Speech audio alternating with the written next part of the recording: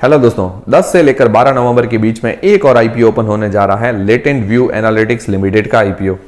तो दोस्तों ये कंपनी बहुत ही अट्रैक्टिव नजर आ रही है। तो दोस्तों ये कंपनी ऐसा क्या काम करती है जो ये कंपनी बहुत अट्रैक्टिव नजर आ रही है, तो इस वीडियो के अंदर हम बात करेंगे कि ये कंपनी क्या काम करती है।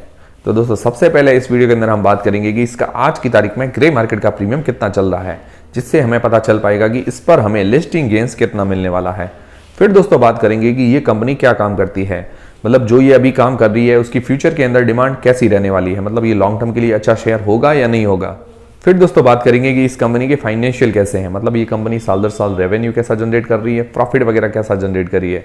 फिर दोस्तों बात करेंगे इस आईपीओ की डिटेल्स के बारे में, और फिर दोस्तों बात करेंगे कि इस आईपीओ के अंदर अप्लाई करना चाहिए या नहीं करना चाहिए। तो दोस्तों सबसे पहले बात करते हैं इसकी आज की तारीख में ग्रे मार्केट के प्रीमियम की। तो दोस्तों जो इसका आज की तारीख में ग्रे मार्केट का प्रीमियम चल रहा है 20 से 30% के आसपास। मतलब अभी इसकी एग्जैक्ट ग्रे मार्केट की प्राइस नहीं आई है, क्योंकि अभी काफी दिनों से छुट्टियां चल रही थी और इसके अलावा काफी सारे आईपीओ भी एक साथ आए हुए थे।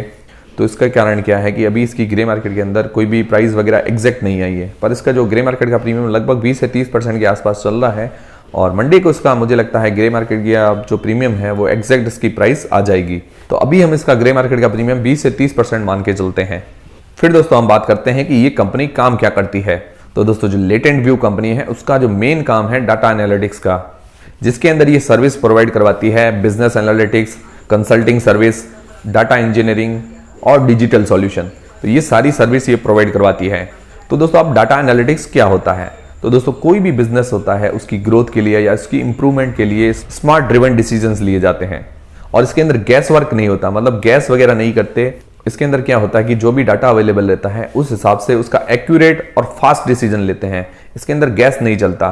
तो ये डाटा एनालिटिक्स की जो भी कंपनियां होती है वो डाटा एनालिसिस करके देती है, जिससे क्या है कि बिजनेस इंप्रूव हो और उसकी ग्रोथ बढ़े। और दोस्तों डाटा एनालिटिक्स की जरूरत हर बिजनेस और हर फील्ड के अंदर है। तो दोस्तों हम इसको एक एग्जांपल से समझ लेते हैं, जिससे क्या है कि हमें बहुत आसानी से समझ में आ जाएगा। तो दोस्तों जैसे कि मान लो कोई भी रेस्टोरेंट है दिल्ली के अंदर, मतलब न्यू दिल्ली के अंदर कोई भी रेस्टोरेंट है, तो उसको क्या है कि अपने बिजनेस को और इंप्रूव करना है और उसकी ग्रोथ बढ़ानी है। तो वो क्या है कि लेटेंट व्यू जैसी कंपनी के पास जाएगा जो डाटा एनालिटिक्स करती है।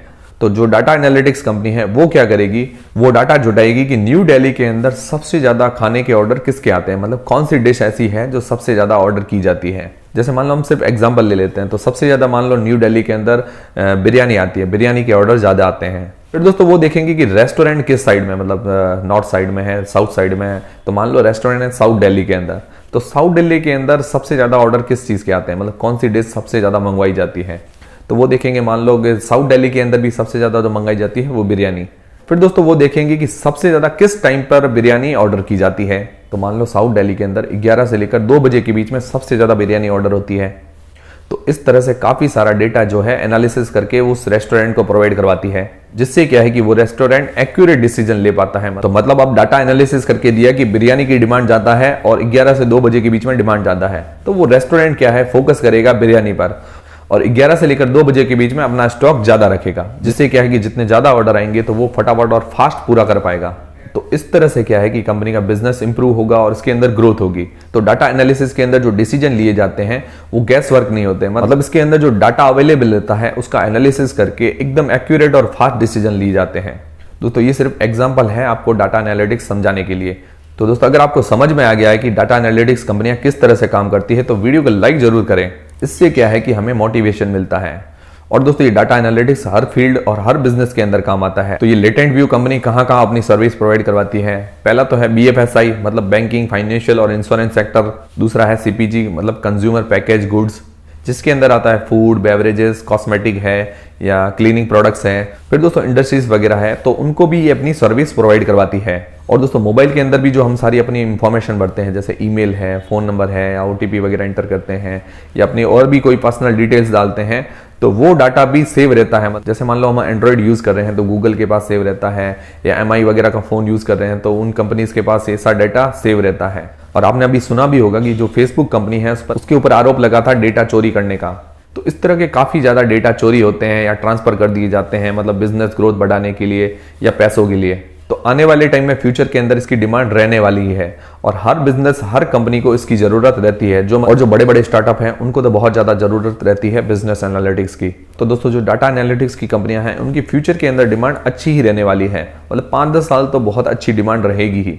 और दोस्तों ये कंपनी इंडिया के अलावा अपनी कहाँ सर्विस प्रोवाइड करवाती है, तो उसके अंदर है यूएसए, यूरोप और अदर एशियन कंट्रीज हैं, उनके अंदर ये अपनी सर्विस प्रोवाइड करवाती है। और इसकी जो सब्सिडरीज और सेल्स ऑफिस है यूएसए, यूके, नीदरलैंड है, सिंगापुर है और भी काफी सारी कंट्रीज के अंदर इसकी सब्सिडरीज और सेल्स ऑफिस है। और दोस्तों जो 500 फॉर्च्यून कंपनीज की लिस्ट है उसके अंदर ये 30 कंपनियों के साथ काम कर चुकी है, जिसके अंदर इसके की क्लाइंट्स है एडोब है, उबेर टेक्नोलॉजीज है, इसके अलावा 7-Eleven है, ये इसके की क्लाइंट्स है।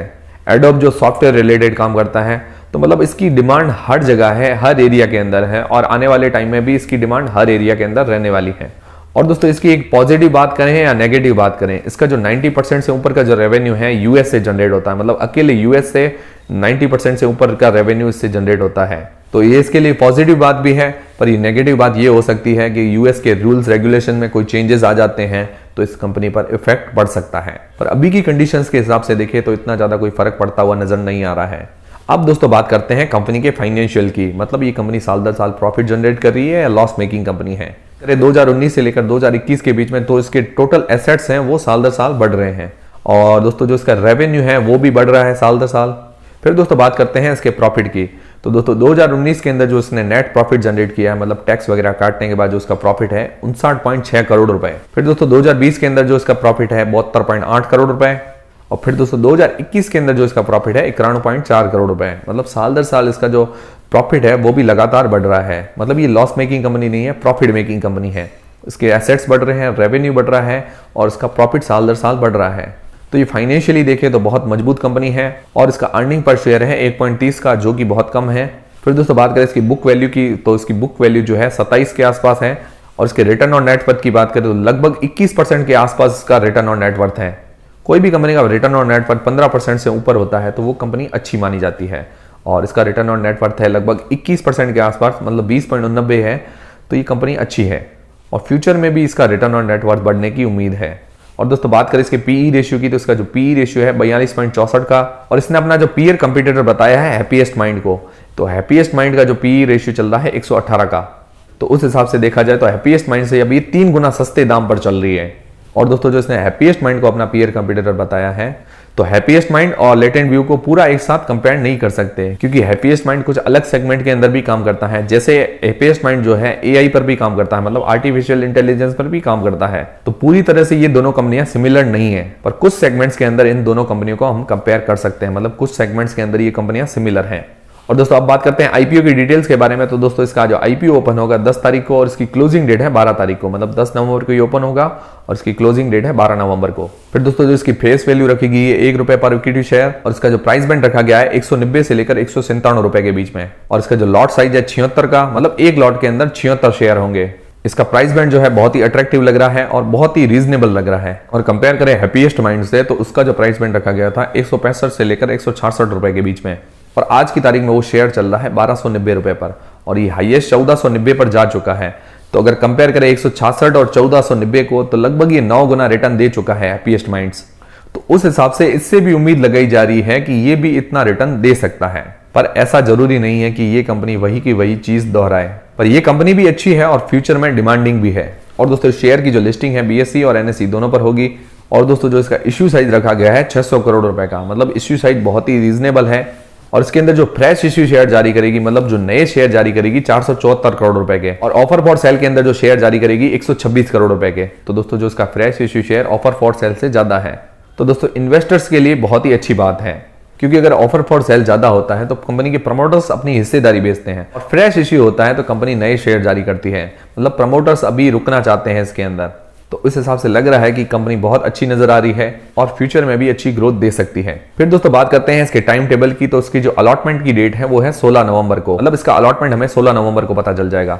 अगर दोस्तों हमारे आईपीओ अलॉट नहीं होता, जो पैसे रिफंड होंगे 17 तारीख को। और दोस्तों अगर हमारे आईपीओ अलॉट हो जाता है तो शेयर जो हमारे डीमेट अकाउंट के अंदर क्रेडिट होंगे 18 नवंबर को और इस आईपीओ की जो लिस्टिंग डेट है 22 नवंबर को, मतलब 22 नवंबर को ये शेयर मार्केट के अंदर लिस्ट हो जाएगा। तो इसके साथ एक और आईपीओ लिस्ट होने जा रहा है, वो है सैफायर फूड्स का आईपीओ। तो थोड़ा बहुत हमें लिस्टिंग में असर देखने को मिल सकता है। फिर दोस्तों अभी जो तीनों आईपीओ एक साथ आ रहे हैं उसके अंदर मुझे सबसे अच्छा आईपीओ यही नजर आ रहा है लॉन्ग टर्म के हिसाब से। और बाकी दोस्तों अभी लिस्टिंग गेंस का कुछ भी श्योर नहीं कह सकते, क्योंकि इसकी ग्रे मार्केट के अंदर डिमांड वगैरह कैसी रहती है उस हिसाब से हमें लिस्टिंग गेंस का पता चलेगा। बाकी लॉन्ग टर्म के हिसाब से ये कंपनी बहुत अच्छी नजर आ रही है। और दोस्तों एक लॉट के अंदर 76 शेयर होंगे, जिसके अंदर हमें 14,972 रुपए मिनिमम इन्वेस्ट करने पड़ेंगे और मैक्सिमम हम 2 लाख के अंदर 13 लॉट अप्लाई कर सकते हैं। और दोस्तों इस आईपीओ का जो ऑफिशियल रजिस्टर है लिंक्डइन टाइम, मतलब लिंक्डइन टाइम की वेबसाइट पर हम इसका अलॉटमेंट स्टेटस चेक कर सकते हैं। और फिर दोस्तों बात करते हैं कंक्लूजन की, मतलब इस आईपीओ में अप्लाई करना चाहिए या नहीं करना चाहिए। तो दोस्तों इस कंपनी के फाइनेंशियल देखें तो बहुत ही अच्छे नजर आ रहे हैं। ये कंपनी साल दर साल रेवेन्यू और प्रॉफिट अच्छा जनरेट कर रही है और इंक्रीजिंग भी है। और इसके अलावा फ्यूचर ग्रोथ की बात करें तो जो डाटा एनालिटिक्स कंपनियां हैं उनकी फ्यूचर में डिमांड बहुत ज्यादा रहने वाली है। मतलब कोई भी नया स्टार्टअप होता है या कोई भी बिजनेस के अंदर ग्रोथ वगैरह चाहिए होती है या कोई भी परफेक्ट डिसीजन चाहिए होता है तो डाटा एनालिटिक्स कंपनियों की जरूरत पड़ती रहती है और हर एरिया के अंदर इसकी जरूरत पड़ती है। तो फ्यूचर के अंदर भी इसकी डिमांड अच्छी ही रहने वाली है और लॉन्ग टर्म के लिए इस शेयर को हम ले सकते हैं। और बाकी अभी लिस्टिंग गेंस देखें तो 20 से 30% के आसपास चल रहा है और अभी इसकी एग्जैक्ट ग्रे मार्केट के अंदर प्राइस नहीं आया है, मतलब ग्रे मार्केट के अंदर जो डिमांड है उसकी एग्जैक्ट प्राइस नहीं आई है। तो ये एग्जैक्ट प्राइस की मंडे तक आ सकती है। और अगर लिस्टिंग गेंस के हिसाब से देखा जाए तो अभी तक कुछ श्योरिटी नहीं है, तो इसके लिए मैं अलग से वीडियो अपडेट दे दूंगा जब इसका ग्रे मार्केट का प्रीमियम पूरी तरह से डिसाइड हो जाएगा। और बाकी लॉन्ग टर्म के लिए इस आईपीओ के अंदर हम अप्लाई कर सकते हैं। जैसा कि मैंने आपको बताया था कि हैप्पीएस्ट माइंड का जो आईपीओ था 165 से लेकर 166 रुपए इसका प्राइस बैंड था और आज की तारीख में जो इसकी प्राइस चल रही है 1290 रुपए के बीच में, मतलब अभी 1 साल ही हुआ है। सितंबर 2020 को ये शेयर आया था हैप्पीएस्ट माइंड का और अभी 2021 चल रहा है, लगभग नवंबर 2021, तो लगभग 1 साल मान लेते हैं। तो 1 साल के अंदर इसने बहुत अच्छी ग्रोथ दी है और हैप्पीएस्ट माइंड अभी 1 साल के अंदर हाईएस्ट जा चुका है 1490 रुपए पर। तो 166 और 1490 को भी कंपेयर करें तो लगभग 9 गुना तक रिटर्न ये दे चुका है हैप्पीएस्ट माइंड्स। और लेटेंट व्यू को भी इस हिसाब से ही देखा जा रहा है कि ये इस तरह का रिटर्न दे सकता है। पर मुझे लगता है जो हैप्पीएस्ट माइंड है थोड़े बहुत अलग सेगमेंट के अंदर काम करती है, पूरी तरह से इन दोनों कंपनियों का कंपेयर नहीं कर सकते, मतलब पूरी तरह से ये दोनों कंपनियां सिमिलर नहीं है। और दोस्तों अगर आप इस आईपीओ में अप्लाई करना चाहते हैं तो मुझे लगता है वेट करके अप्लाई करें, जिससे क्या है कि हमें इसका ग्रे मार्केट का प्रीमियम वगैरह पता चल जाएगा और पहले दूसरे दिन इसको सब्सक्रिप्शन वगैरह कितना मिलता है तो उस हिसाब से सारे डेटा वगैरह देख के अप्लाई करें। और दोस्तों इस पर भी वीडियोस आ जाएंगे। तो दोस्तों लेटेंट व्यू एनालिटिक्स के आईपीओ पर हमारा वीडियो अगर आपको पसंद आया है तो वीडियो को लाइक जरूर करें और दोस्तों चैनल को सब्सक्राइब कर लें। ऐसे और भी वीडियोस हमारे चैनल पर आपको मिलते रहेंगे। इस पर और भी कोई जानकारी आती है तो हमारा वीडियो आ जाएगा। तब तक के लिए दोस्तों मिलते हैं नेक्स्ट वीडियोस के अंदर।